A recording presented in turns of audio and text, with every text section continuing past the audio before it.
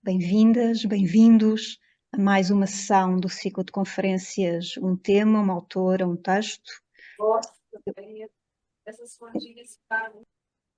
Um ciclo que já vai na sua quarta edição e que se abriu ao cruzamento com outras abordagens paradas estritamente académicas, digamos assim.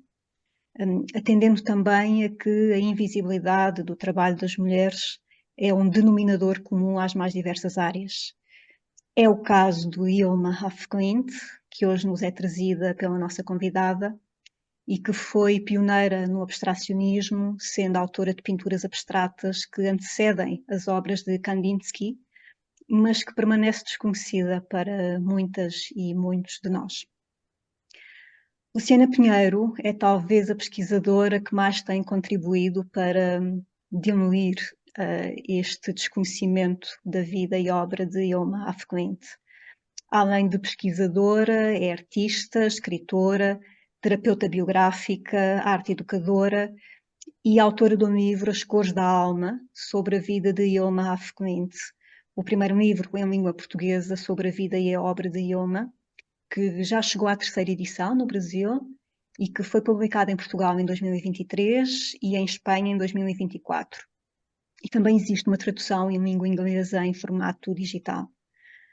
Luciana Pinheiro tem formação académica em artes plásticas pela Universidade do Estado de Minas Gerais e pós-graduação em processos criativos de abordagem junguiana pelo Instituto de Educação e Ensino Superior de Campinas. Tem desenvolvido trabalho sobre arte e espiritualidade em todo o Brasil, na Europa, na América Latina e nos Estados Unidos. É fundadora da comunidade de pesquisa aprofundada sobre a obra de Hilma af Klint, ilma.com.art, que completa precisamente este mês um ano de existência. Se não estou em erro, e julgo que não estou, mas se for o caso, depois a Luciana corrigir-me-á.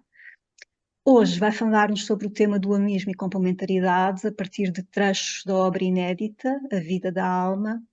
Muito obrigada, Luciana, por ter aceitado o convite. É mesmo com muito gosto que a recebemos hoje aqui. Obrigada. Muito obrigada. Boa tarde, boa noite a todos. No Brasil ainda é tarde, né? E eu agradeço o convite. Tenho um carinho especial por Ana Leonor, que esteve comigo em alguns momentos em Portugal e também em Bilbao, na exposição de Hilma. E hoje podemos nos dizer amigas, né?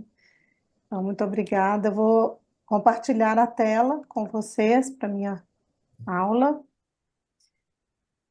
E me digam se vocês estão, por acaso, enxergando a tela. Sim, sim. Sim? Conseguimos ver. Vocês me Sim, escutam sim. bem? Sim. Certo.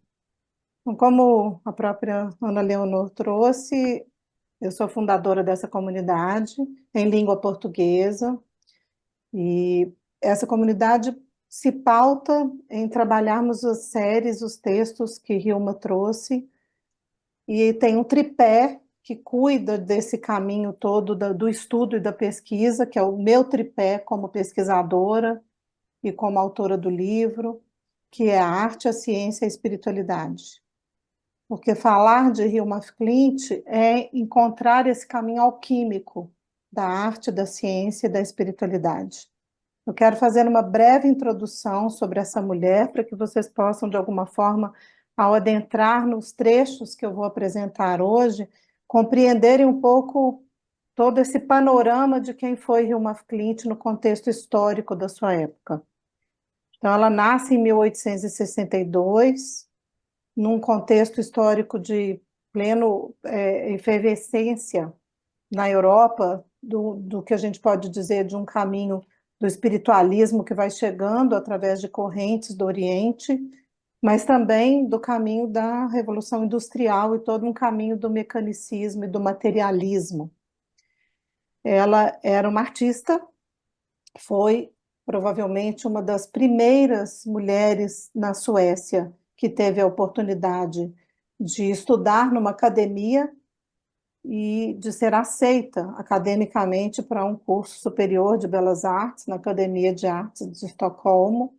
Ela se forma com louvor como uma pintora paisagista e botânica. E ela vive do seu trabalho, ela tinha uma vida completamente independente, ela definiu na vida dela que ela não gostaria de se casar para não ficar presa a nenhuma convenção. Então, aos 33 anos, ela tinha um estúdio no coração cultural de Estocolmo, onde haviam vários estúdios de artistas, galerias de arte, cafés onde os intelectuais se encontravam para discutir sobre diversos movimentos que estavam acontecendo, inclusive o movimento modernista que começava a acontecer numa inquietude de artistas que estavam, de alguma forma, questionando a maneira acadêmica de pintar, porque os artistas da época eram submetidos a uma forma acadêmica de pintar que se baseava em cópias, ou cópias de antigas obras clássicas, ou cópias da natureza, ou retratos. E estes artistas mais proeminentes do modernismo já começavam a se inquietar. Hilma Klint, dentro de todo esse contexto, em momento algum se envolveu com os movimentos modernistas. Ela tinha uma busca diferente. Ela queria desenvolver a sua mediunidade, ela era uma clarividente, e ela frequentava círculos esotéricos, espiritualistas, seances, aquelas grandes seances de salões onde haviam muitos fenômenos, né, da psicologia e também desse caminho todo da pesquisa espiritualista através de grandes médiuns e grandes fenômenos psíquicos. E se pudermos olhar um pouquinho mais para essa foto, eu quero convidar vocês a já de antemão refletirem sobre a postura de uma jovem de 33 anos em 1895. Como seria uma postura adequada dentro da etiqueta de uma jovem para aquela época? Certamente não assim, largada numa cadeira. Provavelmente os braços descansariam suas mãos sobre o colo, ela teria uma postura ereta, um olhar um pouco mais dócil, mas aqui, desde antemão, vocês já podem perceber a personalidade de uma mulher que não estava muito interessada em posar para essa fotografia. É quase como se ela dissesse para o fotógrafo: termina logo, porque eu quero voltar para a minha vida, para o meu trabalho. Esse estúdio onde a fotografia foi tirada era o estúdio onde ela recebia os seus clientes, e quando, na época, já havia telefone e luz elétrica, recentemente, nessa época já estava chegando em Estocolmo, toda né, essa forma moderna da sociedade, né, com a luz elétrica, com o telefone, ela tinha o nome dela nas páginas amarelas como uma pintora profissional. Tudo isso eu digo porque eu acho importante que vocês percebam a grandeza de tudo que ela fez. Ela vivia do seu trabalho, ela era uma mulher independente, mas ela tinha uma busca espiritual. E em 1896 ela se reúne com mais 4 mulheres, entre elas Ana Cassel, que era colega dela na Academia de Belas Artes e depois se torna uma grande amiga até o final da vida. As outras mulheres, Sigrid, Matilda e Cornélia, eram mulheres mais velhas e grandes médiums. Todos os sextas-feiras, a partir de 1896, essas 5 mulheres que se intitulavam The Fem, ou As 5 em sueco, se encontravam para sessões onde elas faziam a leitura do Evangelho, elas faziam jejuns prévios, meditavam e acessavam o que elas diziam que eram os seus guias espirituais de alta qualidade. Então, elas desenvolveram sozinhas uma forma de acessar mensagens do mundo espiritual que elas registravam de forma científica, com datas e catalogando todas as mensagens pelo número dos guias, pelo nome dos guias, e elas se intitulavam As 5 Serviçais da Cruz Branca. Por isso que esse é o altar do apartamento onde o Defem se encontrava, e esse é um dos primeiros desenhos que Hilma deixa mostrando esse caminho do desenvolvimento das 5 mulheres que buscavam conhecimento espiritual, buscavam mensagens do mundo espiritual, diferentemente de sessões espíritas, onde se acessava as almas dos mortos. Isso ela deixa bem claro, ela não estava interessada em sessões onde ela ia conversar com mortos, ela queria conversar com altos guias espirituais que não necessariamente tinham vivido uma vida humana na Terra. E elas deixam desenhos a partir de uma determinada época como uma linguagem artística, já que Hilma e Ana eram artistas, os guias começam a pedir que elas desenhassem além de escrever. Então, os exercícios que os guias passavam para essas mulheres tinham uma relação para que elas pudessem ficar cada vez mais receptivas às mensagens. E Hilma se preparou durante muitos anos com essas mulheres mais velhas para que ela pudesse, de fato, ficar pronta para o que viria. E o que veio em 1906 foi o convite para que Hilma pintasse uma encomenda que se chamava Encomenda para o Templo. E ela registrou em seu diário o nome de seu guia. Amália me ofereceu um trabalho e eu respondi imediatamente sim. Este será o grande trabalho que farei durante toda a minha vida. E ela ainda escreve a resposta de seu guia. Você disse sim muito rapidamente, pois deverá lidar com a cegueira, lutar com a cegueira, negar a si mesma a fim de que a sua vaidade seja quebrada. Você será testada nas suas fraquezas e se tornará uma grande voz. Mas antes disso, você terá de ser quebrada e desconstruída. Imaginem uma mulher que estava vivendo já quebrando uma série de regras na sociedade, não se casar, viver da sua própria, do seu trabalho, e ainda por cima estudar artes de uma forma que não fosse simplesmente para ser um dote para o casamento. E então ela recebe essa encomenda e ela aceita. E ela diz, eu não tinha nenhuma noção do que as pinturas iriam representar, mas mesmo assim eu trabalhei diligentemente, segura, sem mudar nenhuma pincelada. Para cada pintura levei 6 dias e fui instruída para que nenhuma outra pessoa visse as pinturas. Eu trabalhava nelas após executar as encomendas dos retratos e paisagens. Ou seja, ela tinha uma vida dupla, né? De dia ela era pintora, paisagista, retratista, botânica, existem livros didáticos, inclusive na Suécia, infantis, em que ela pintava, que ela desenhava, né, para os livros de botânica, e à noite ela pintava escondido de todo mundo, porque aos olhos, né, da sociedade, os guias diziam que ninguém estava pronto para ver essa encomenda. Essa encomenda era para o futuro. E até então ela não sabia que futuro e quando seria esse futuro. Vocês estão diante de 2 obras que são consideradas hoje, pela linha do tempo na história da arte, como as primeiras pinturas abstratas da história. Kandinsky, que era até então considerado o pai do abstracionismo, tem o seu primeiro desenho em 1908. E hoje podemos dizer que teríamos uma mãe do abstracionismo se esse fosse, de fato, o objetivo de Hilma af Klint.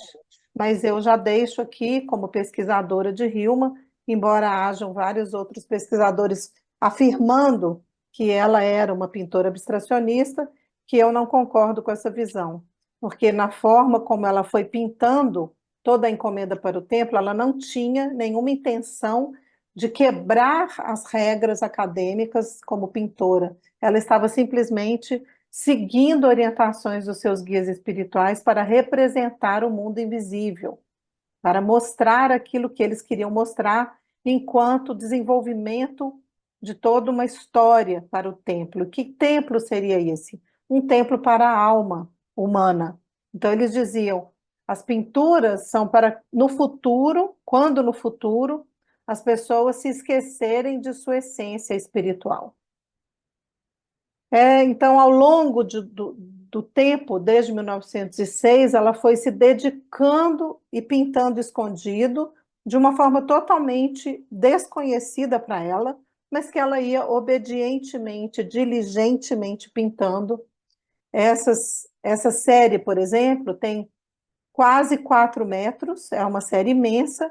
Ela pintou sobre papel, porque ela não tinha condições de providenciar canva e tinta a óleo, e os guias passavam as medidas. Então, para vocês terem uma ideia do desafio que era pintar escondido e guardar isso para o futuro.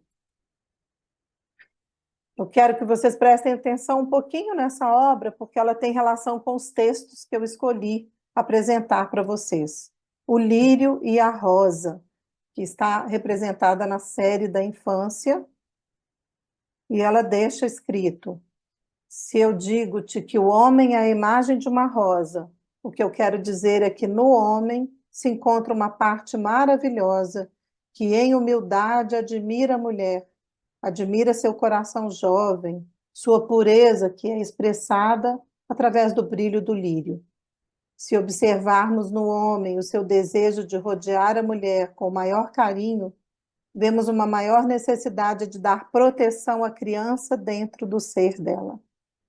Cada vez que ele consegue considerá-la como um enviado especial do Jardim do Éden, ele vai colocar uma de suas rosas dentro da cabeça da mulher, que irá dar a ela um maior sentimento de segurança, uma maior liberdade e harmonia. Eu vou contextualizar esse trecho, mas eu já começo contando para vocês que todo esse caminho onde Hilma fazia tanto as pinturas quanto o caminho registrado em palavras, ela dizia que as pinturas eram molduras para o conteúdo espiritual que os guias gostariam de apresentar à humanidade no futuro. Então, esse trecho foi escrito em 1919, mas essa pintura foi feita em 1906, 1907, aproximadamente. Para vocês entenderem que existe um fio em tudo que ela vai fazendo, e ela mesma vai buscando a compreensão do que ela vai fazendo. Na mesma série das 10 maiores, ela mostra essa dualidade. Para todo o caminho da encomenda para o templo, onde houvesse azul, estamos olhando para a parte feminina da alma, e amarelo para a parte masculina da alma, ânima e ânimos, como diria Jung. E para contextualizar tudo isso, eu acho importante que vocês saibam um pouco de qual foi a fonte, o fundamento que Hilma se baseou ao longo de sua vida, desde que ela encontrou Rudolf Steiner. Rudolf Steiner era um austríaco, também contemporâneo de Hilma af Klint. Ele tinha uma função de secretário da Sociedade Teosófica na Alemanha até 1912, e é quando Hilma o conhece, em torno de 1908, como secretário da Sociedade Teosófica. Ele vai à Suécia para uma palestra, ela o conhece, e ela mostra para ele, por autorização de seus guias, tudo que ela tinha pintado até então. Steiner faz umas poucas orientações, mas o que a deixa chocada é que ele diz para ela: a humanidade não está pronta para isso, vão ser necessários 50 anos a partir de hoje para que você possa mostrar para alguém. E isso deixa Hilma muito abalada, porque quando os guias diziam o futuro, ela imaginava que ela ainda iria ter a chance de mostrar esse trabalho num futuro onde ela ainda estivesse viva. E como ela nessa época já tinha mais de 40 anos, ela percebe que ela não estaria viva para mostrar aquilo tudo. Steiner, ao romper com a Sociedade Teosófica, ele funda a antroposofia.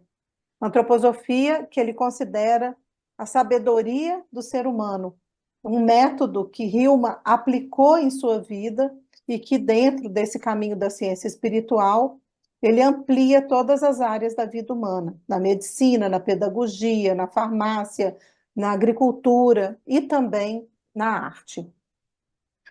Então, resumindo, para que possamos mergulhar nos textos, em 1906 ela recebe a encomenda para o templo e até 1908 ela pinta 111 pinturas escondidas e guardadas.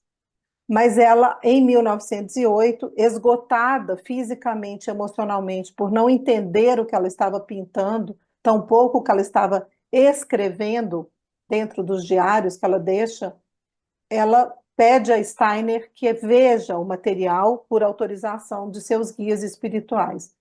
Steiner, então, traz para ela duas perspectivas.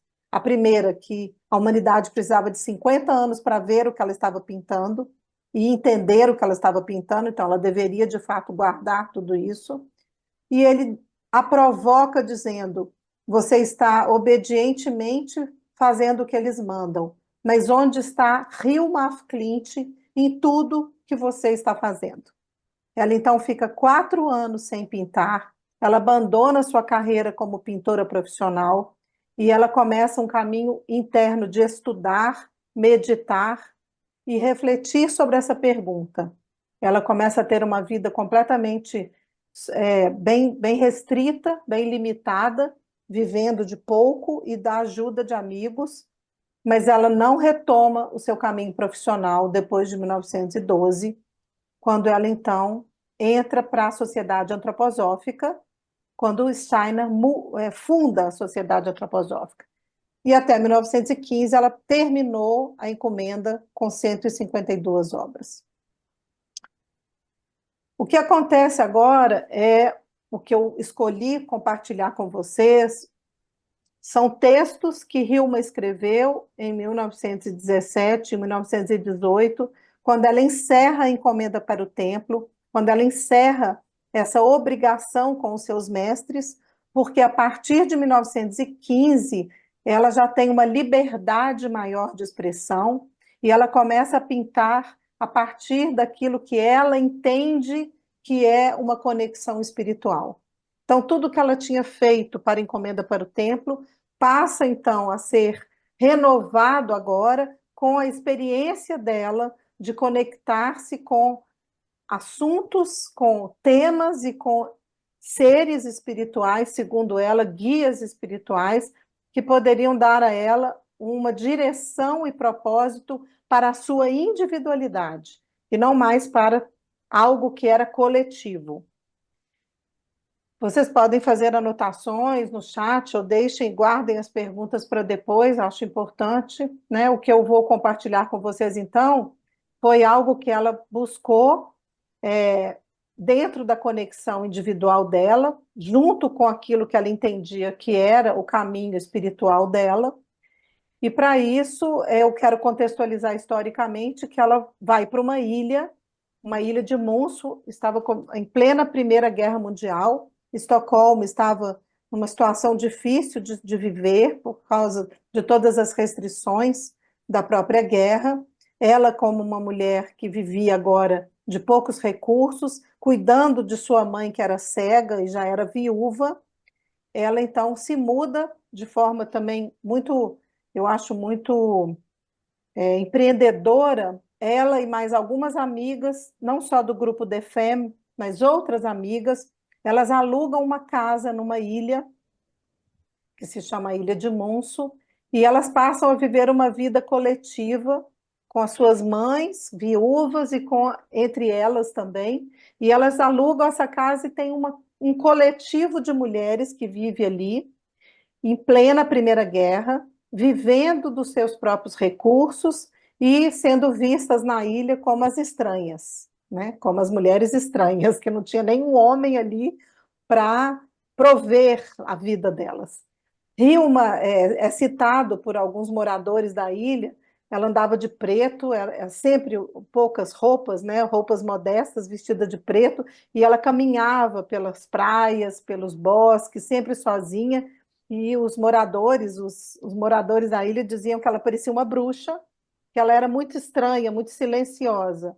No entanto, as crianças diziam que ela era uma doçura, que ela era doce, que o olhar dela era de um azul profundo, e as crianças a seguiam enquanto ela passeava. Então, ela tinha uma alma muito bondosa, mesmo que aos olhos dos outros ela fosse uma bruxa. E é nessa ilha que ela escreve a vida da alma, começa a escrever a vida da alma e faz as suas conexões no diário de fungos, musgos e líquens, que é um diário de profunda simbologia, onde ela descreve a relação que ela tem com os elementais da Terra, e ela diz: eu já pesquisei sobre toda a cosmogênese, eu já trouxe toda a história do desenvolvimento humano através da encomenda para o templo, mas agora eu quero olhar para o musgo que está escondido na pedra, para o fungo que está na casca da árvore e que ninguém vê, mas que tem vida própria e que tem uma mensagem, uma linguagem que pode ajudar a alma humana a se curar. Então, o que eu vou agora apresentar a vocês como textos, que eu vou ler para vocês, são trechos de um livro escrito por Hilma af Klint, que tem 2.000 páginas escritas à mão, e que depois, previamente, depois dessa época de 1917 e 18, em torno de 1926, a doutora Anna Lindbergh, ela transcreve tudo isso, Hilma vai ditando para ela e ela vai datilografando este livro. E a base deste livro é o estudo de Hilma sobre a alma, e o tema principal é a sua persistência em trazer a dualidade da alma humana na Terra. Antes de mostrar os trechos, eu quero mostrar esse símbolo. Esse símbolo estava em todos os cadernos, mais de 128 cadernos deixados por Hilma e algumas de suas amigas, e eu entendo que esse símbolo, além de todo um caminho esotérico, que ele conta e ele nos convida a pensar que tudo que está aqui escrito fosse para somar e multiplicar, jamais para dividir e subtrair. Portanto, eu peço que vocês suspendam os julgamentos e acolham essas palavras, independente de nós entendermos tudo, porque intelectualmente pode parecer complicado. Então, eu quero trazer essa imagem, não é de Hilma, mas para vocês entenderem um pouco de onde vêm todos os fundamentos da vida da alma. Então, a partir do Gênesis, a separação dos sexos, e depois Adão e Eva comendo do fruto do conhecimento e sendo expulsos do paraíso. E essa triangulação, homem, mulher e a serpente. Assim como ela também, na encomenda para o templo, pintou a serpente, só que cada um, homem e mulher, cada figura masculina e feminina, se pensamos na qualidade do homem e da mulher, tinha a sua própria sombra, a sua própria serpente. Ela pinta também, para a encomenda para o templo, a evolução do homem e da mulher dentro do caminho da alma. Então, o vermelho, o azul e o amarelo como forças da alma, e o homem e a mulher como seres humanos com corpos de homem e de mulher. E aí temos que pensar no contexto também da ciência espiritual. Nós temos um corpo físico humano na qualidade, no gênero de homem e mulher, mas a alma humana é feminina e masculina, para todos nós. Assim acreditava Hilma, e assim a antroposofia, a teosofia e várias correntes orientais também trazem esse conceito da dualidade. Somos seres humanos encarnados num corpo, mas temos almas duais. E aí outro conceito dentro da qualidade para entendermos os trechos: o espírito é um, a alma é dupla e que se manifesta no corpo, que tem 4 elementos: terra, água, fogo e ar, a partir dos pensamentos, sentimentos e vontades. Portanto, dentro do caminho evolutivo, a vida da alma, como Hilma descreve, ela fala da evolução humana do homem e da mulher dotados de uma alma dupla, de uma alma dual.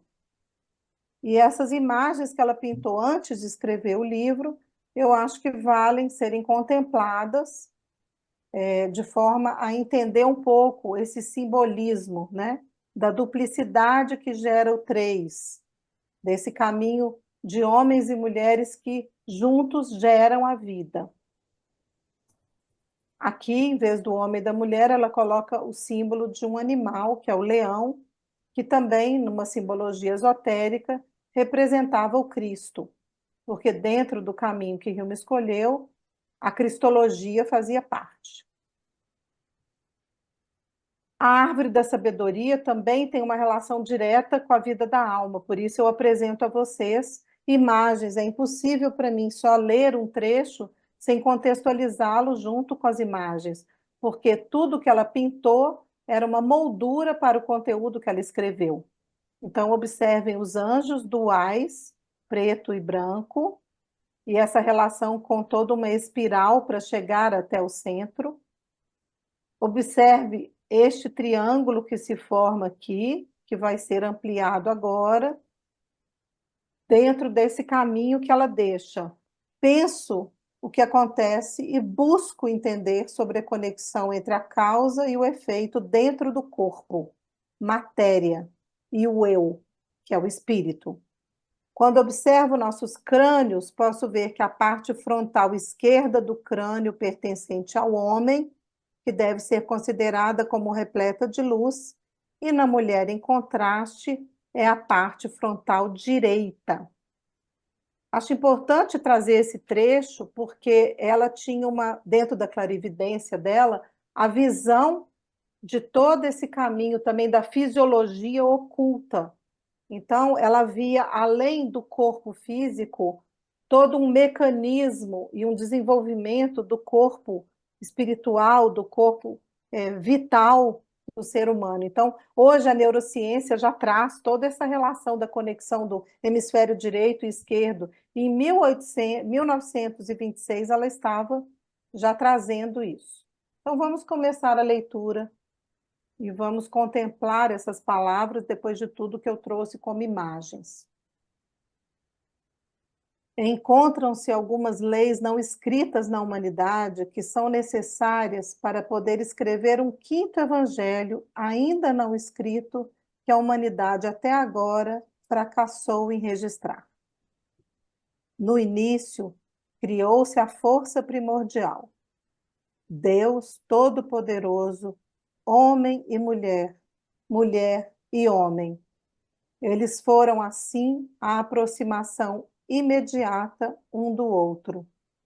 Por isso, eles contêm um espírito comum que não pode viver separado.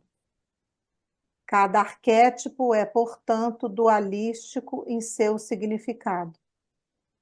Independente é, assim, tanto o homem como a mulher, um do outro. A diversidade dentro do universo está sobre uma forma de direção comum.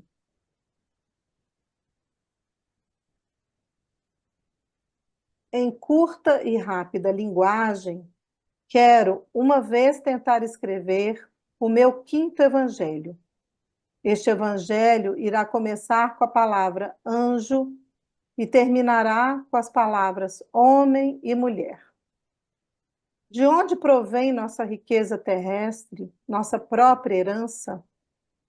A hereditariedade é naturalmente nossa própria inocência interior, que nós enterramos no mundo material e, com suor e esforço, temos de reencontrar. A herança nos foi dada por nós mesmos, por um par de pais felizes que viveram dentro do reino do céu.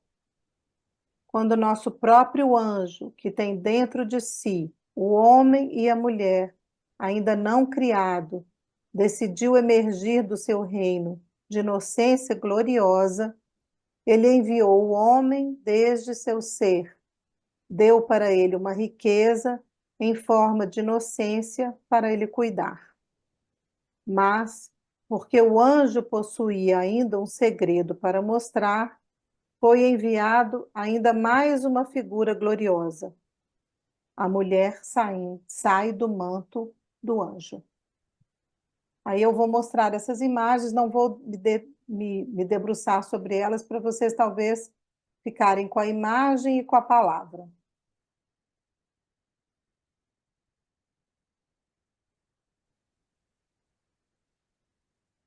Observando que esse ser angelical ele está nas mãos desta outra forma. E vou mostrar essa última imagem. que se chama pureza humana.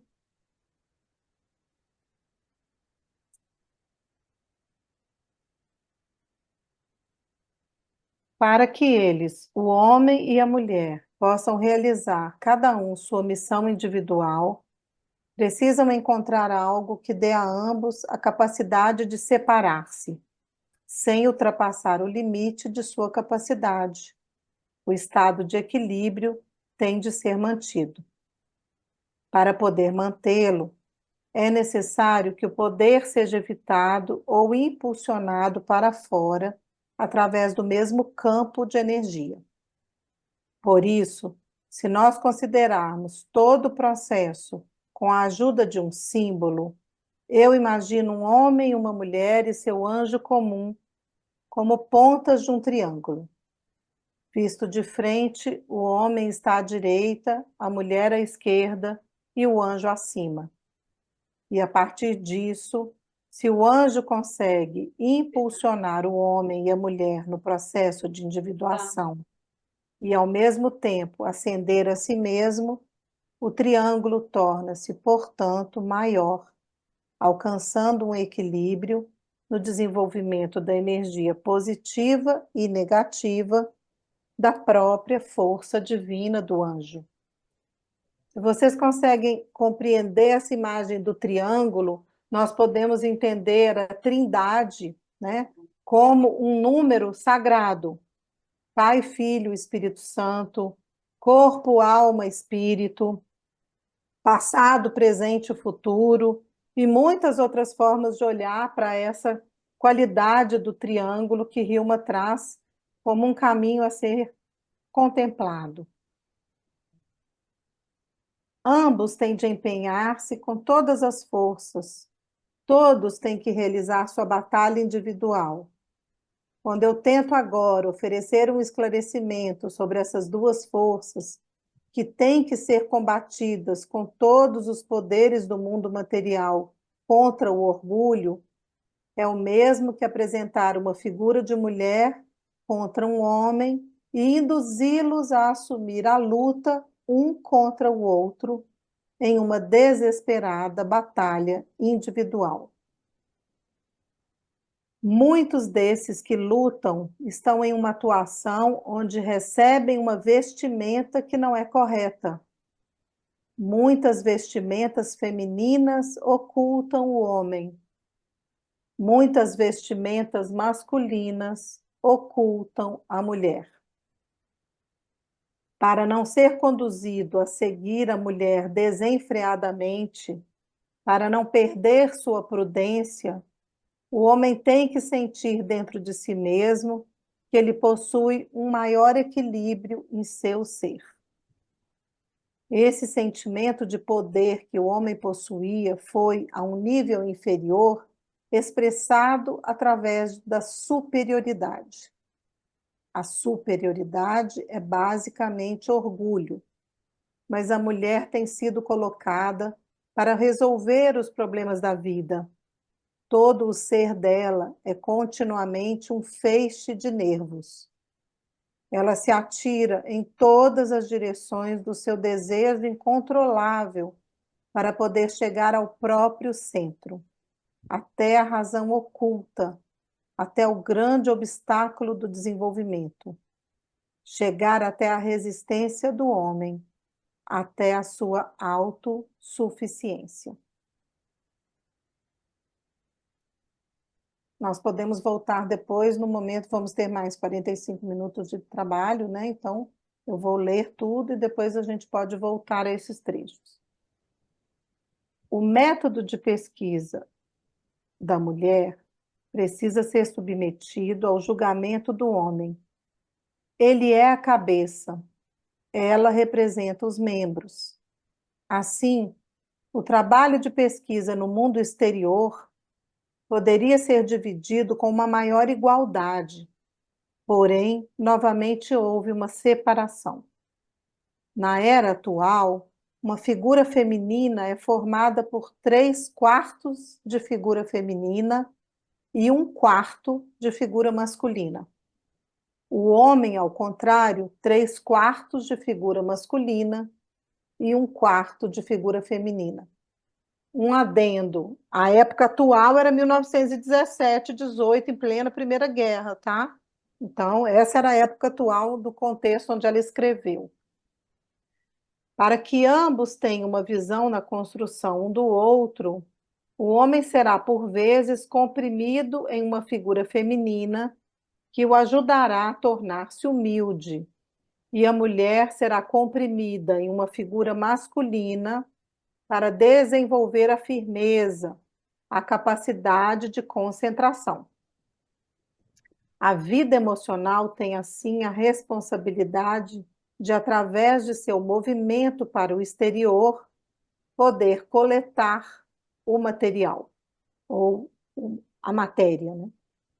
A vida do pensamento tem, através do seu movimento, a responsabilidade de selecionar e eliminar o que se encontra, assim como o resultado da vida emocional e a capacidade laboral.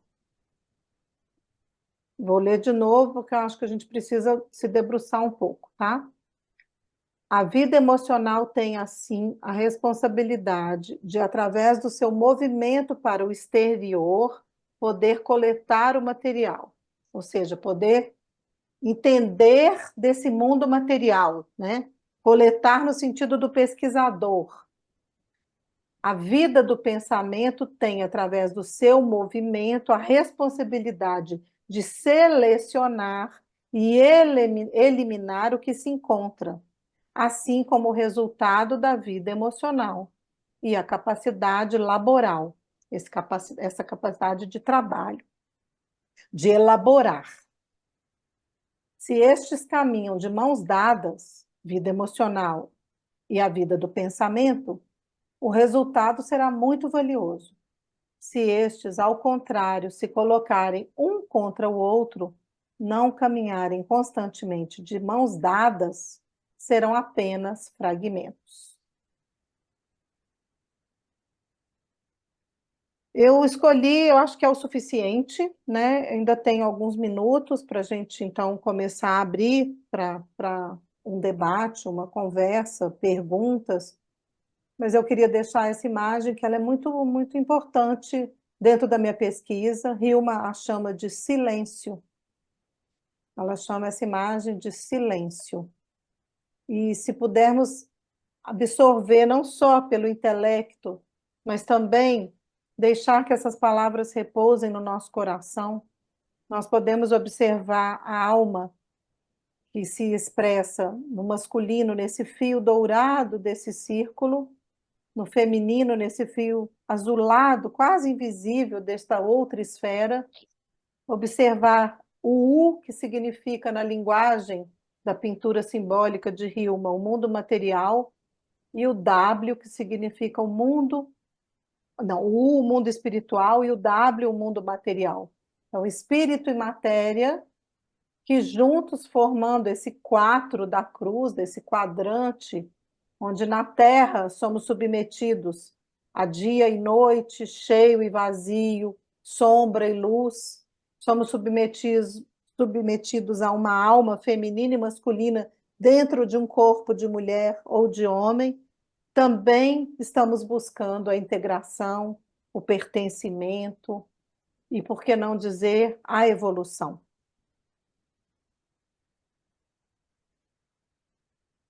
Então, para quem tiver interesse, a comunidade está disponível em língua portuguesa, com muitas aulas, entrevistas e sempre encontros como este, que vamos estudando e ligando esses pontos.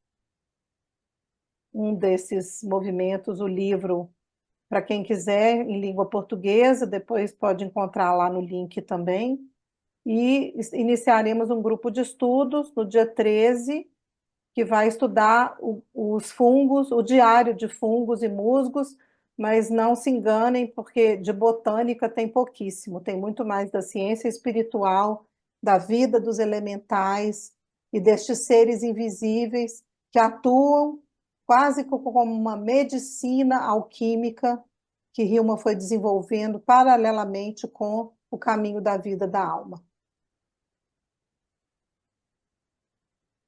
Então, eu vou descompartilhar agora e fico à disposição para iniciarmos a segunda parte. Muito obrigada. Muito obrigada, Luciana. Trouxe-nos aqui aquilo que é simultaneamente a dualidade e a complementaridade da imagem e da palavra, no caso de Ilma. E eu sou suspeita, porque para mim é sempre um gosto escutar a Luciana, e em particular sobre a vida e obra de Ilma. Mas ouviremos agora também os restantes participantes, com questões, com algum comentário que queiram trazer. Enfim, está aberto o momento para conversarmos um pouco sobre a apresentação que a Luciana nos deixou aqui.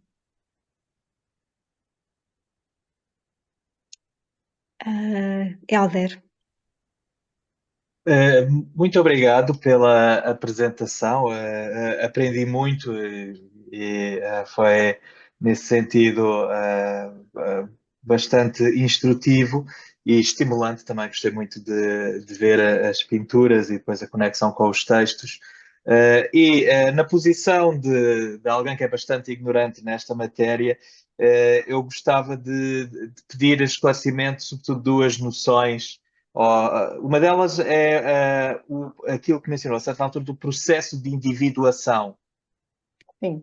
Exatamente, o processo é este e como é que a individuação está pensada aqui neste quadro. E depois fiquei também curiosidade com a noção de evangelista que está aqui em causa, se implica também, por exemplo, uma relação com Cristo e trazer a boa nova que é Cristo, ou se é um uso mais figurado ou metafórico. Isto porque houve poucas referências a Cristo, embora tenha mencionado que ela se movia também num quadro cristão, e se pudesse falar um pouco mais sobre isso, agradecia. Sim, obrigada pelas perguntas, porque no tempo que eu tinha, eu tive que ser muito essencial, e agora eu posso trazer algumas outras dobras dessas camadas todas, né?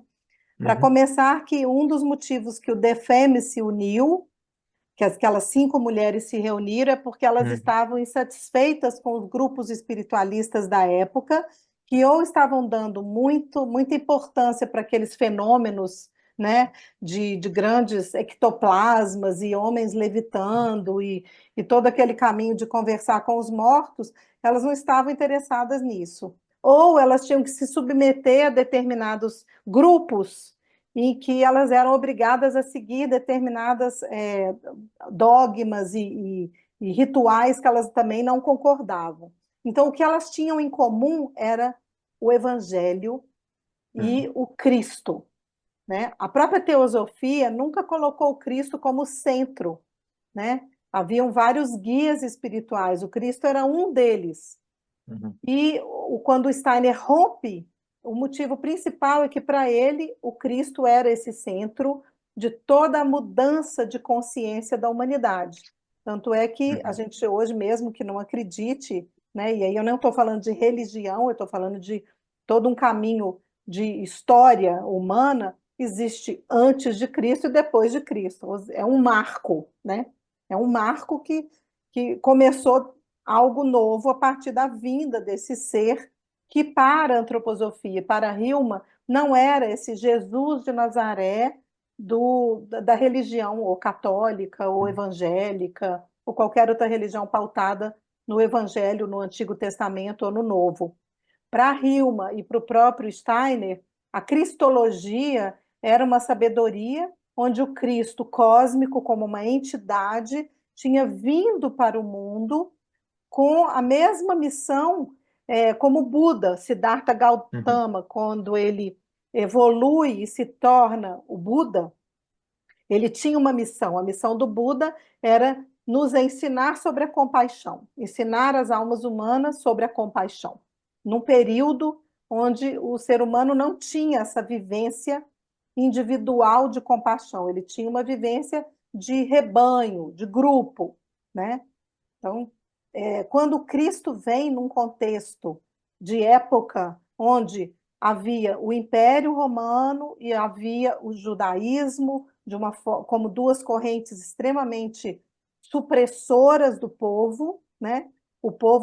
e tinha o povo judeu, que também tinha sido submetido ao faraó do Egito, ou seja, o grupo humano que tinha que se submeter a um faraó, a um imperador, a um sacerdote do templo. Então, quando Jesus Cristo chega, qual era a missão segundo a ciência espiritual que Hillman acreditava? A missão era ensinar sobre o amor e a individuação. E o que seria a individuação? Eu não preciso necessariamente ter que pensar como o sacerdote do templo, ou ter que pensar como o imperador manda que eu pense, mas eu posso ter o livre-arbítrio de desenvolver o meu pensamento, desenvolver a minha vontade e me libertar para encontrar o meu destino individual. Esse é o caminho da individuação. Mais tarde, o Jung vai falar isso. E o caminho do self é o caminho da individuação, né? Então, aí a gente também está falando dentro de um contexto onde a própria ciência e a psicologia e a própria ciência espiritual, né? A gente pode trazer o mundo da ciência espiritual num caminho de evolução espiritual, acreditando que somos seres espirituais vivendo uma experiência humana, né? Ou podemos simplesmente entender que o caminho da individuação passa por questionar e que as grandes revoluções foram feitas em cima de grandes traições, porque alguém questionou a ordem, alguém questionou a tradição. Ficou claro? Sim, sim, muito obrigado.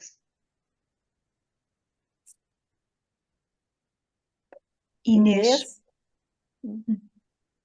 Sim, obrigada. E é um bocadinho no seguimento, porque também fiquei com a questão da individuação, mas tinha a ver, houve uma imagem e um trecho do texto em que havia um homem, uma mulher e havia o anjo, não é? E que o anjo fazia o processo de individuação do homem e da mulher, agora também não me lembro exatamente. E então eu fiquei com a questão de esse processo de individuação em que há esses três elementos é dentro da alma de cada pessoa, e portanto aí é uma individuação que não é tanto essa individuação mais exterior pelo questionamento, é outra coisa, e até porque há estes dois elementos, então era essa parte que fiquei com por esclarecer. E também relacionado com isso, é que apesar de há estes elementos que são sempre duais, não é? Do masculino e do feminino e da matéria e do corpo, mas depois também há sempre esta coisa dos três, não é? Do anjo e então parece que há mais. E também se podia falar um bocadinho sobre isso, por Sim, favor. existe todo um caminho de desdobramento dessa visão triangular, que podemos olhar a partir da matéria, homem, mulher e o anjo, né? E podemos olhar a partir do feminino, masculino e essa terceira força que seria integradora, né? Mas pensando dentro do caminho das hierarquias espirituais, que a própria Cabala fala, né, que existem hierarquias. Então, tem o ser humano, tem o anjo, o arcanjo, o arqueu, os tronos, os serafins, e assim vai. Então, são várias hierarquias espirituais que, dentro desse caminho evolutivo, o anjo é o mais próximo da humanidade, né? E que, diante dessa ciência espiritual, todos nós temos um anjo que acompanha a nossa biografia na Terra. E que, se nós não quisermos evoluir conscientemente, esse ser, todas as noites, escreve a nossa história no livro da biografia humana no mundo espiritual. E que um dia a gente vai se haver com essas consequências do que fizemos conscientemente ou não da nossa história, né? Então, dentro desse processo, eu, inclusive, trabalho com a biografia também dentro da visão antroposófica, acreditando-se que temos um ser espiritual que cuida do nosso destino desde o dia que a gente nasce até a nossa morte. Este ser angélico, ele de alguma forma acompanha a biografia individual, ok? No entanto, numa segunda categoria, quando dois ou mais se encontram para um impulso, pode ser uma relação, um casamento, pode ser uma sociedade, pode ser um processo pontual durante uma determinada época da vida, cria-se um arcanjo, que também é um anjo, mas numa outra categoria, numa outra patente.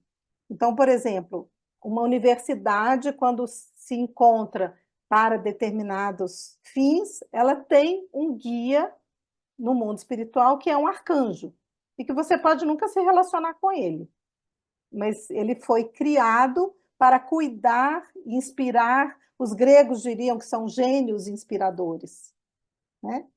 Então, nós chamamos de anjo, mas a gente pode falar sobre entidades, divindades, tá?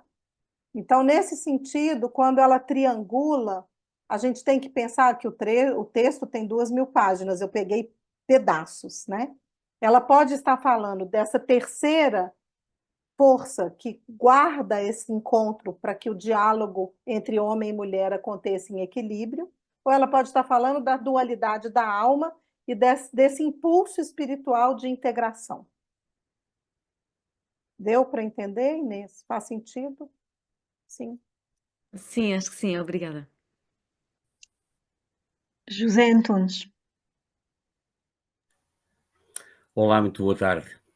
Eu começo também por agradecer toda a exposição que foi feita e confessar também a minha ignorância relativamente a esta dimensão dita de espiritualidade e de uma finalidade mais espiritual, pelo menos nestes termos, mas a curiosidade não me falta.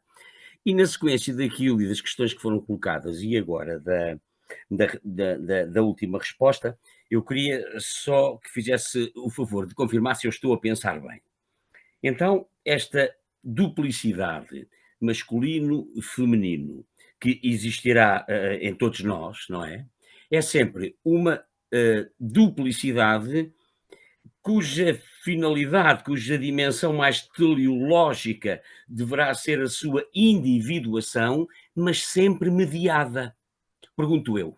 Quer dizer, nesta contraposição do masculino e do feminino, há sempre uma trindade absolutamente incontornável e inultrapassável, atendendo, digamos, à impossibilidade dessa oposição gerar um outro nível de maior individuação, ou seja, isso nunca é possível se não houver uma mediação do tal anjo que depois pode assumir toda uma hierarquia, etc. Não sei se estou a pensar bem. Ou seja, masculino, feminino por si só, ainda que se aproximem ou conflituem, não produzem nunca uma outra dimensão, atendendo a que não são capazes se não houver a intermediação deste tal terceiro elemento que é o anjo. Estarei a pensar bem. Intermediação poderia ser substituído, talvez, por uma possibilidade de integração, né, de diálogo. E, na verdade, lembrem que eu mostrei aqueles 2 círculos que juntos criam um terceiro, né? O nous, né? É a Vesica Piscis, né? Na geometria sagrada. Então, imaginemos que somos seres duais, nós temos esse conflito de dualidade na alma, feminino e masculino. Como vamos elaborar isso sem um terceiro, que pode ser a nossa consciência, por exemplo? Né? Quando ela escreve o anjo, ela está dizendo de um trecho onde, na época, no contexto da compreensão dela, existiria uma divindade que interagia e que talvez, sim, intermediaria esse processo. Na minha visão hoje, elaborando melhor, né, eu entendo que seria o self, que o Jung fala, né? O self, porque Jung fala da persona, da sombra, e fala do self. Então, eu colocaria nesses termos, assim como ela fala, que tem uma luz e uma sombra na alma humana. Então, esse self é aquele que integra. Então, ele tem que sair. Eu entendo que dentro quando existe uma dualidade, a gente nunca vai sair disso se não houver uma terceira via, né? Guimarães Rosa fala isso, a terceira margem do rio, né? Tem que ter uma terceira via, faz sentido? Sim. Não sei se posso só...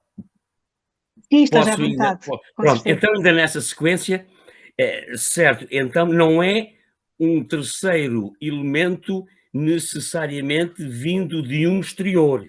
Pode ser, como está a referir-se a essa dimensão do self, uma produção dessa duplicidade que encontra como solução a terceira via. Sim. Portanto, isto continua sempre tudo numa dimensão fundamentalmente antropológica, certo? Sim, e aí nessa visão que eu acolho como várias camadas, porque para mim falar deste lugar sobre espiritualidade, principalmente dentro de um caminho acadêmico, é sempre desafiador, né? Mas eu acho importante a gente pensar por um ponto de vista de que esse self, esse eu, ele Sim. é uma partícula espiritual de consciência. Ele não está fora de mim, mas ele está em Ok. mim, né? Ok. E se tudo que eu for hoje desaparecer, é isso que vai ficar, né? É essa consciência integradora. Uhum. Então, Deus, né? Nesse sentido, Deus não está fora. Deus está em mim, né? Deus, né? Ela escreve sobre isso, né? Seremos fragmentados até que encontremos a integração. Né? Pois. Faz sentido? Certo, sim, senhor, muito obrigado. Remete-nos um pouquinho já para a dimensão de Spinoza, mas pronto, muito obrigado, sim, é um bocadinho diferente, muito obrigado. Eu tenho algumas perguntas, mas eu não quero avançar antes de saber se há mais alguém que queira colocar alguma questão, deixar um comentário. Fernanda. Seria bom também escutar, não só perguntas, mas escutar como cada um, como vocês recebem tudo isso, se faz sentido, né? Fernanda? Muito obrigada. Muito obrigada pela sua exposição, e sobretudo pela forma também envolvida com que falou de uma perspectiva. Eu não vou fazer nenhuma pergunta, vou só também falar do meu olhar sobre a forma como falou desta personagem, que simultaneamente, e já tinha acontecido isso quando ouvi a Ana Leonor falar, que simultaneamente me atrai, mas ao mesmo tempo me deixa um bocadinho de fora, porque a minha racionalidade me impede muito de um outro tipo de diálogo. Eu apreciei, sobretudo, agora a sua resposta final, também com essa sua mostrar como tenta, ou tentou, ou está a tentar integrar dentro de outras perspectivas, digamos, científicas, a compreensão de um texto e de um texto e de uma imagética que é absolutamente magnífica, não é? Eu penso que é atraente dessa maneira. Pronto, queria só, no fundo, dizer desta minha atração, mas também desta minha exterioridade em relação a algo que não tenho sequer a certeza de estar a compreender. Mas muito obrigada pela forma como nos trouxe aqui esta perspectiva, e também obrigada à Ana Leonor, porque provavelmente sem a Ana Leonor nós não teríamos neste grupo entrado no conhecimento desta riquíssima vida, não é? Vida pessoal e também vida textual e imagética. Muito obrigada. Obrigada. Eu queria trazer algo que eu acho importante, né? No contexto, nós estacionamos naquela parte que ela escreveu em plena Primeira Guerra, aquele livro de 2.000 páginas, né? E 26.000 foi tudo que ela escreveu ao longo da vida dela, mas 2.000 páginas ela escreveu durante a Primeira Guerra nesta ilha. E logo depois ela vai a Dorna, na Suíça, e começa a estudar junto com Steiner um pouco mais profundamente sobre a ciência espiritual. E ela morre aos 82 anos, deixando tudo isso catalogado. Ela nunca conseguiu mostrar mais de 1.000 pinturas e 126 cadernos escritos à mão, mais a vida da alma, que é a primeira vez que eu estou apresentando trechos traduzidos do original, porque é um sueco medieval praticamente, e são textos muito herméticos, então a Ana Leonor me encorajou a trazer, né, para vocês, mas eu continuo dizendo que é desafiador falar sobre isso, porque nós estamos tocando no campo do mistério, né?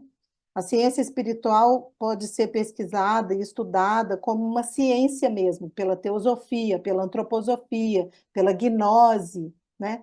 Mas, por outro lado, essa subjetividade não nos dá nenhuma conclusão, nenhuma certeza. É a experiência individual de cada um de vocês que vai dizer isso que ela diz ou isso que ela pintou ressoa em mim, né?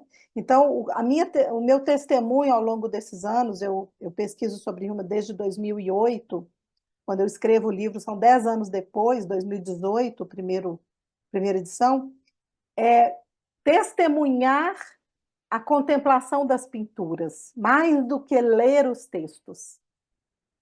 Porque quando a pessoa está diante do símbolo, ela pode ter todo um caminho ainda intelectual, mas ela não consegue explicar aquilo, ela precisa receber o símbolo, né? Por isso, eu convido vocês, depois eu posso mandar o arquivo com algumas imagens, né? E os textos separados, a contemplar as imagens, independente do texto, e ver o que ressoa, né? Porque o que mais me impacta na biografia de Hilma é que ela atravessou a existência inteira sem nunca ter vivido esse terceiro elemento na vida com o outro. Ela não sabia o que ia acontecer com tudo que ela deixou. Ela confiou que no futuro, e o futuro é hoje, as pessoas que vissem e lessem os textos pudessem continuar o que ela não conseguiu compreender. Pudessem continuar aquilo que ela deixou para um futuro quando a gente tivesse sede desse conhecimento. Então, eu também não sei, eu também estou aprendendo com vocês, né? Estou aprendendo com cada um que escuta o que eu tenho a dizer a partir do que ela deixou.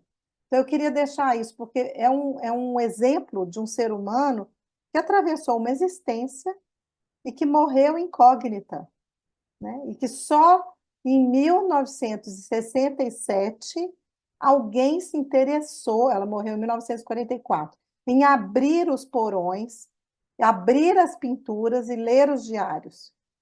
E só recentemente é que Hilma está sendo conhecida como uma artista à frente de seu tempo. Mas ela era muito mais do que isso, por isso eu trouxe esses textos, né? Porque poucas pessoas estão interessadas no que ela escreveu, porque é difícil absorver mesmo.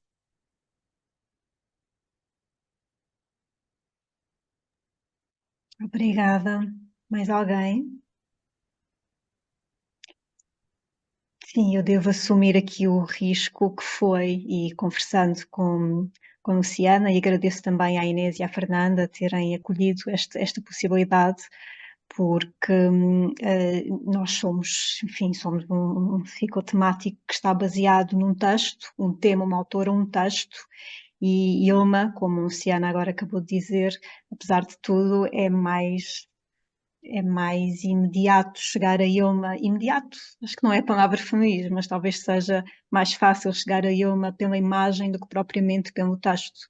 Eu devo confessar também a minha estranheza num primeiro momento relativamente aos textos de Ilma, por isso obrigada por assumirmos aqui todos também em conjunto este encontro um bocadinho diferente do que tem sido até aqui. Eu gostava, Luciana, nos minutos que nos restam, de ainda pedir a sua interpretação para duas passagens dos textos dos textos que nos trouxe. Uma delas dizia: muitas vestimentas femininas ocultam o homem e muitas vestimentas masculinas ocultam a mulher. E a outra afirmava o homem como sendo a cabeça e a mulher representa os membros. Qual é a interpretação que a Luciana dá a cada uma destas passagens? Vou falar por mim agora, né? Não existe nada. Isso, claro. Como estudiosa da antroposofia, né? Eu estudo antroposofia há 30 anos. Até por isso eu me arrisquei a falar desse texto, porque seria muito imprudente da minha parte trazer esse texto sem entender o que estava ali. Dentro da linha espiritual que Hilma desenvolveu todo um pensamento para escrever aquele texto, ela parte da linha encarnatória, né? De acreditar que viemos ao longo das existências encarnando na Terra, e que não só uma única vida. E essa linha encarnatória ela vem do Oriente, né?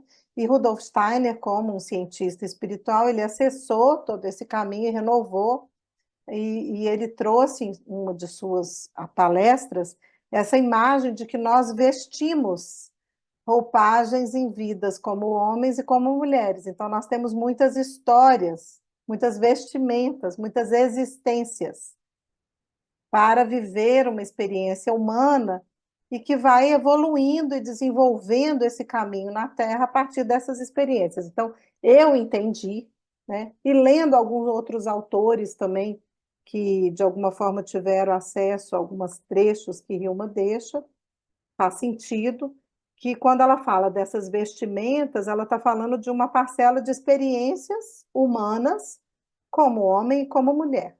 Porque, segundo a ciência espiritual, o sentido da nossa experiência como homem e como mulher vai integrando essa vivência humana evolutiva na matéria, na Terra. E a outra questão que você trouxe, qual foi? Era o homem ser a cabeça e a mulher sim. representar os membros. Ela fala desse lado mais racional. O homem, né, aí a gente pode colocar como força masculina, né, da alma também.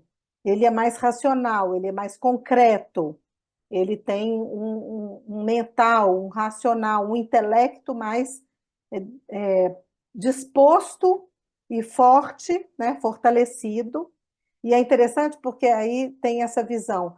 Fisicamente, na fisiologia, o homem pode ter uma força física maior do que a mulher. Claro que hoje em dia tem muitas formas de academia, mas o fato é que a mulher é mais frágil em relação à força física, inclusive a musculatura, né? No corpo, a mulher é mais fraca do que o homem. O homem é mais forte fisicamente e ele tem uma razão mais voltada para o planejamento, para o caminho intelectual. E a mulher é aquela que tem uma permeabilidade e uma capacidade, que ela pode chamar de membros, né, dentro do caminho do feminino, pela sensação, pelas emoções, por acolher tudo isso subjetivamente. E que juntos eles formariam um corpo só, né? Então, eu não acho que é literal, membro e cabeça. Eu acho que é simbólico, o lado racional e o lado do fazer. Tanto é que ela fala, a mulher faz uma série de coisas. E se a gente pensa, não sei, culturalmente falando, eu acho que a maioria das pessoas vai concordar, independente da sua cultura, que a mulher tem uma capacidade de fazer duas coisas ao mesmo tempo. 3, né? E que o homem, ele foca numa coisa só, como capacidade, como cognição. Então, eu entendo que ela está dizendo que se a gente conseguisse olhar para isso como polaridades complementares, que aí a gente poderia não estar fragmentado dentro de mim, né? Feminino e masculino. De novo, eu acho que vale toda a abordagem junguiana, porque o Jung acreditava no transcendente. O Jung era um cientista, né? Ele era um psicanalista, mas ele acreditava nesse inconsciente que transcendia. E ele acreditava nessa capacidade da alma de fazer o caminho integrativo através do self, né? E ele sempre falou de ânima e ânimos, e é muito parecido com esse texto que ela fala de homem, mulher, feminino e masculino, sabe? Então, por isso ela até usa a palavra arquétipo às vezes, né? Ela usa arquétipo, ela fala que é importante a gente ter o símbolo por trás do conceito. Então, esse é meu entendimento. Ainda estou estudando muito esse texto, você sabe, né, Ana? Nem levei ele para a comunidade ainda de pesquisa. Mas eu entendo que tem uma relação com com essas polaridades que se integram.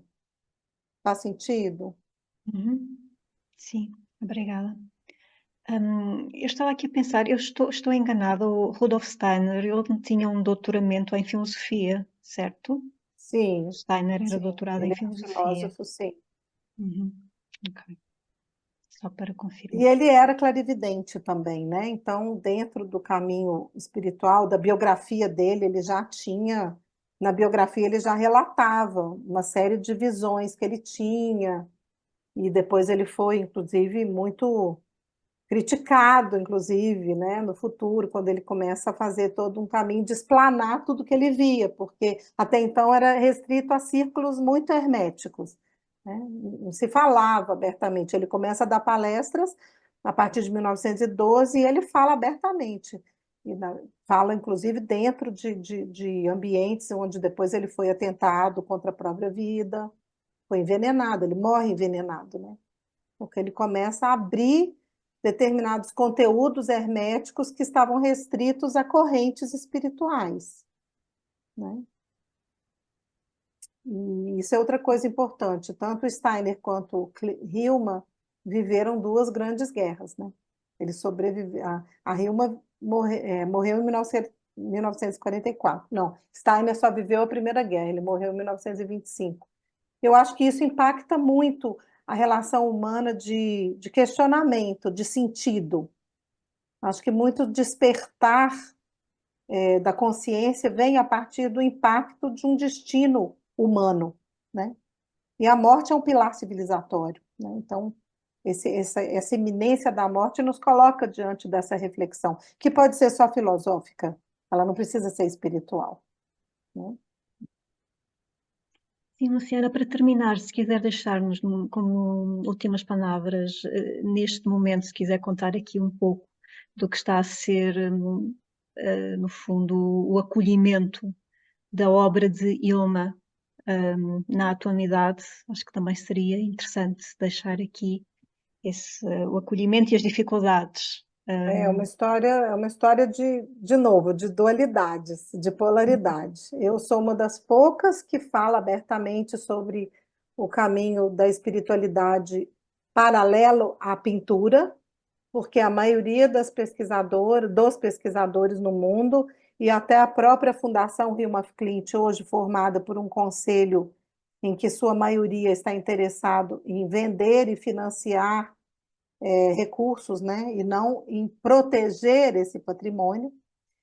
Então, eu tenho uma relação direta com Eric af Klint, que é o sobrinho bisneto dela, e estamos vivendo hoje uma dualidade. Então, ao longo desses anos em que eu visitei todas as exposições possíveis e tenho essa relação direta com a família af Klint, o que eu percebi foi que o mundo material, o mundo do mercado de arte, o mundo, vamos dizer, mais dotado de interesses comerciais, ele quer mostrar Hilma af Klint como a primeira pintora abstrata, como uma mulher à frente de seu tempo, quer colocá-la numa luta de gênero, né? Existem filmes sobre ela muito difíceis para mim de colocar como assistam, porque eu não gostaria que ninguém assistisse, porque colocam ela simplesmente dentro de um lugar onde ela era uma mulher que tinha namoradas e que ela só estava interessada em brigas entre uma mulher e outra,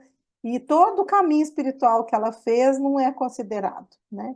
Escutei de pessoas que têm o privilégio de ler os diários dela, curadores, que têm o privilégio de ler em sueco, de entender tudo isso, eles não têm o menor interesse pelo que ela escreveu, e tampouco de deixar a obra em ordem, porque o que ela disse foi que tudo que ela pintou tinha que ser contemplado em ordem cronológica para que fosse absorvido como um conteúdo espiritual, para a alma, né? Então, o que eu tenho visto hoje é um mundo que absorve a obra dela porque esteticamente é linda e explora essa imagem, querendo vendê-la e distorcer tudo isso, e eu fico numa ponta muito frágil ainda de sustentar aquilo que eu entendo que foi o legado que ela deixou por escrito no testamento dela, que tudo que ela deixou fosse um patrimônio para a humanidade, para ser pesquisado e estudado em seus conteúdos mais profundos, não só para ser um quadro dentro de um museu. Inclusive, ela escreve no final da vida que depois de 1906, o que ela fez e pintou não é arte. Não deveria ser considerado obra de arte. Deveria ser considerado parte de um legado de conteúdos a serem ampliados. Por isso, quando ela fala do quinto evangelho, alguém perguntou também, eu vou falar sobre isso agora que alguém perguntou e eu perdi. O quinto evangelho é porque existem os 4 evangelistas e dentro desse caminho crístico, né, os 4 reconhecidos na Bíblia, né, porque existiram muitos outros evangelistas que não foram reconhecidos. Então, que ela diz que deveria haver um quinto que contasse sobre esses mistérios da alma que não foram contados, né? E aí, dentro desse caminho, eu vou dar só um spoiler, eu entendo que ela também está integrando e reconhecendo as mulheres que seguiram Jesus, né? Porque a Maria Madalena, Maria, todas escreveram evangelhos, né? Mas não são vistos como reconhecidos, né?